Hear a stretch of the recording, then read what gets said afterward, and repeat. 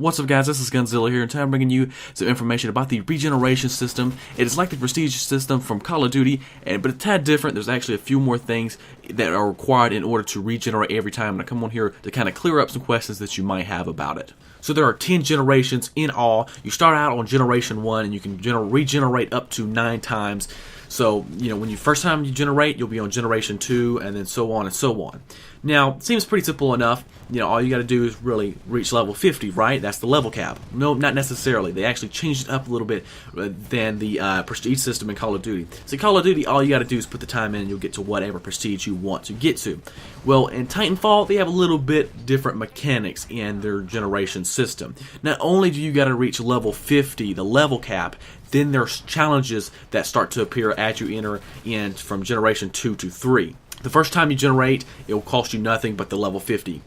But second time you generate, going from generation 2 to 3, they start having challenges, and then from generation 2 to 10, you'll have, every time you generate, will have a list of challenges that you must complete in order to go on to the next generation.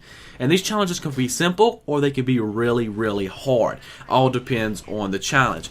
But I'll give you some examples of the challenges you'll be facing if you're planning on going to generation 10, the max generation.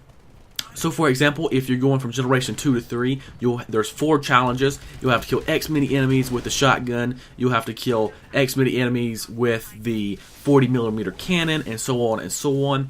But let's go to that was more simple ones. Now let's go to more complex and more harder ones. So going from generation 9 to 10, here are some of the hardest ones I think that I've seen so far. I see get a kill while ejecting X many times, which is just crazy hard. Get X many kills while being cloaked, and then be the player with the highest score on your team X many times. I could keep going and going about all the hard challenges, but this is trying to give you a sample of what to expect. And really, some of these are just coincidental. You really got to be at the right place at the right time to complete some of these. You can spend 200 hours, and a person could spend only 100 hours getting these completed. It's all based on where they were at and when on the map and stuff, when stuff goes down. And I don't know. I really don't like the challenges that you have to have luck or something like that. I mean, it's one thing getting X many kills with a certain weapon and so forth, because that's just more skill based. If you work on it, you can complete it. Well, more coincidental things, like I said, you have to be at the right place at the right time, and the probability of you completing that challenge it's not as good as the completing the challenge where only you got to do something with the weapon, you get X many kills. So yeah, I do think you guys will probably be frustrated on them certain challenges, but I do think not many people are going to reach generation 10 as much as people reach prestige 10 in Call of Duty. So what exactly do you get, and what happens when you regenerate your pilot? Well, you will reset all your challenges, unlocks, and will revert you back to level 1. In return, you will gain experience at an accelerated rate during the next generation, and it will display a special chip similar to the prestige symbol next to your gamer tag to display to the lobby that you're in, that you're on whatever generation.